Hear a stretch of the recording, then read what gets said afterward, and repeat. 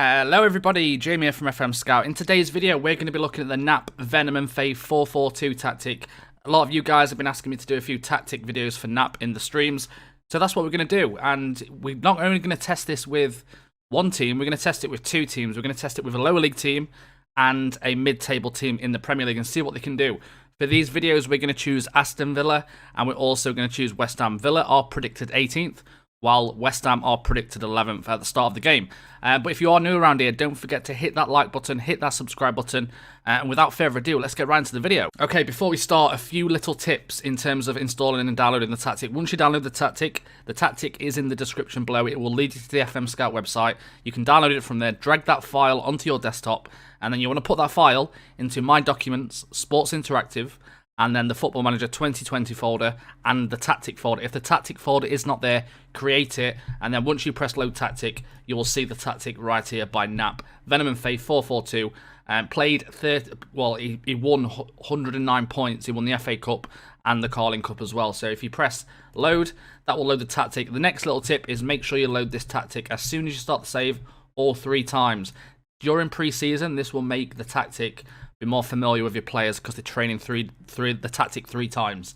So another little tip, but let's have a little look at the tactic, shall we? So with this, we've got kind of a standard 4-4-2. So you've got your inverted wing backs, your ball playing defenders, your sweeper keeper, your natural wingers, your DLP, your box to box, and your 2 advanced forwards. Of course, you guys can change this around if you want to. If you don't want to play 2 advanced forwards, of course, we all know the first season on Football Manager is tricky. You know, sometimes you might not have the roles to play this tactic first season, and you kind of build the team around it for the second season. That's understandable. You might have some young players who can develop the role. For example, you might have an 2 great attacking midfielders. This tactic probably isn't for you in the first season, but you can kind of build towards that tactic in the second season. Also, please let me know in the comments if you want to see more of these, and also if you decide to use this tactic. You know, I want to see if some of your success stories of what you do with the tactic. Keep me updated in the YouTube comments. I do like to read them all. I'll publish some of them on the FM Scout Twitter as well if you are using this. So yeah, please let me know. But in terms of the tactic, yeah, 2 advanced forwards. So give it a go, see what happens. We'll see how many goals our strikers score in both of the teams, with Villa and with West Ham. But let's have a little look at obviously some of the instructions. So it's an attacking tactic, whereas 4-4-2 is naturally quite defensive. But obviously you've got your wingers on attack. So your midfield will become quite overloaded at times. So you have to bear that in mind as well. But you've got possession. In possession, you've got slightly shorter passing to space, play out defence, low crosses, run at defence, work ball into box, overlap left, overlap right, higher tempo. So that's your in possession. And your transition, you've got throw it long, distribute to fullbacks, counter and counter press. And out of possession, you've got defend narrower, much higher defensive line, much higher line of engagement, extremely urgent, prevent short goal kick distribution, get stuck in, use tight marking, and use offside trap. So in terms of the Villa tactic, I chose Villa even though they are predicted 18th because it kind of fits. So I'm just going to show you kind of how I'm going to go with Villa and what's going to go where. So you can see right here, you know, Tyrone Mings is obviously a very good centre-back along with Engels. So already it's kind of looking natural with Villa. So this is the type of formation they play anyway. I mean, you will have to use Neil Taylor. I'm not going to make any signings with these as well. So it's going to be the default team. Now, this is where the tricky part starts. I mean, you've got Jack Grealish, who can play on that winger role. And then box-to-box, John McGinn. And then the DLP would probably... I mean, you could play Grealish there, but he's better at we've not really got anyone else for the wing. So, probably Daniel Drinkwater. And then on the left, this is the problem. I mean, Trezeguet will probably have to play there for the time being. The striker, Baston and Sameta.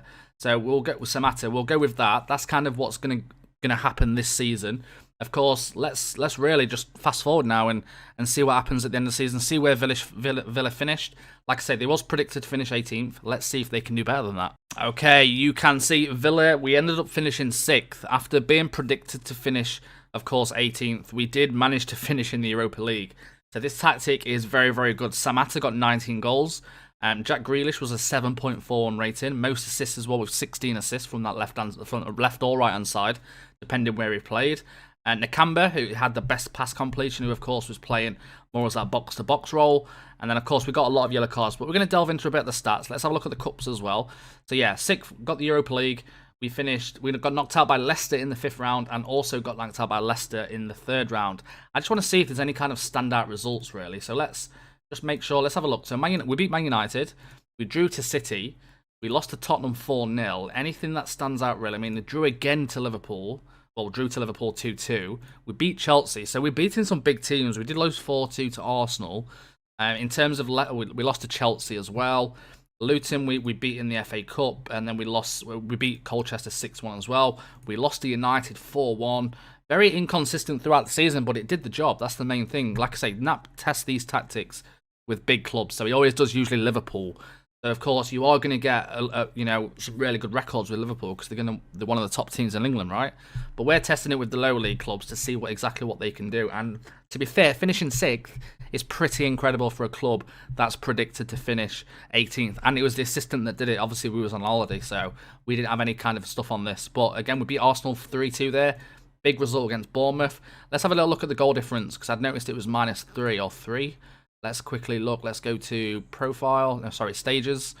So in terms of this, Villa, they scored 70 goals, which was 36 behind Liverpool, and they conceded 67, which gave them a 3-goal difference. They only just got into Europe, to be fair.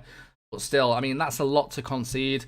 Of course, the defence wasn't that good anyway, but the attack kind of shone through.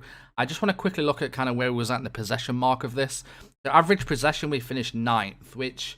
50% possession average throughout the season is really good for Aston Villa, who was predicted near the bottom, so that's pretty strong. Headers won, where do we finish on that? 14th. Headers won ratio. Yellow cards, you can see the problem. This is a very, very aggressive tactic. So 124 yellow cards and 5 red cards with 6 fouls. So bear that in mind if you are going to use this tactic. You will get a yellow cards. A lot of the players do have kind of get stuck in and stuff like that. So you will get a lot of yellow cards. So make sure you got sufficient depth if you plan on using this.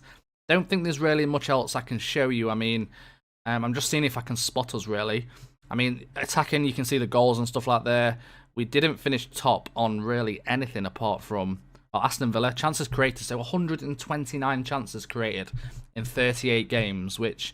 it's pretty incredible. I feel like if you had better strikers, you would probably finish higher than 6. So, yeah, we also got the fouls made 666, so we finished top of that as well. Tackles won there were 1,336. We got 1,219. West Ham was the top on that. But, yeah, in terms of Villa, I mean, to be fair, like I say, a very good experiment. And we did well to finish 6th. Let's move on. So, according to Football Manager, West Ham was predicted to finish 11th this season. And they finished 6th, the exact same as Aston Villa. But, it looked more and more convincing this season with Sebastian Haller getting 28 goals, which is crazy. I don't know if he was actually the top scorer. But if we just look in the Premier League right now, he finished 2nd in the top scorer, so it kind of suited West Ham more, even though they finished in the same place, but they had a 32-goal difference. So this tactic definitely suited West Ham more than it did Villa. Even though Villa were predicted lower, like I say, we'll put the team together now so we can kind of show you how we went throughout the season. So we went for kind of for Bansky. On that right, Fredericks. Ball-playing defender, we had Diop and we had Ogbonna, or either one of these guys. The left back, we went with Cresswell.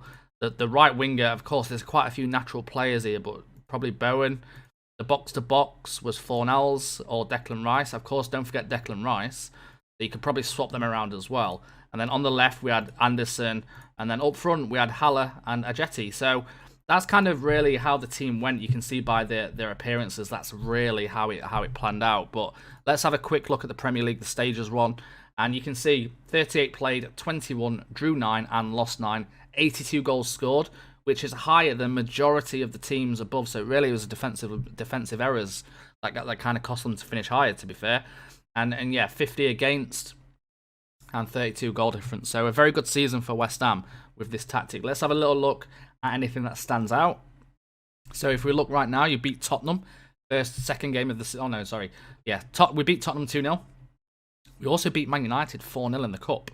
We beat Everton 4-0. We beat Norwich 5-0.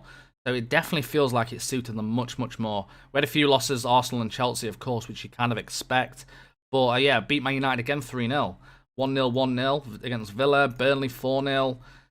4-1 against Newcastle. We had quite of a dip in January. We lost to City, we lost to Newcastle, Norwich. So there's definitely games that could have been avoided losing there. We made it to the EFL Cup semi-final as well. We ended up losing to Manchester City very narrowly, to be fair.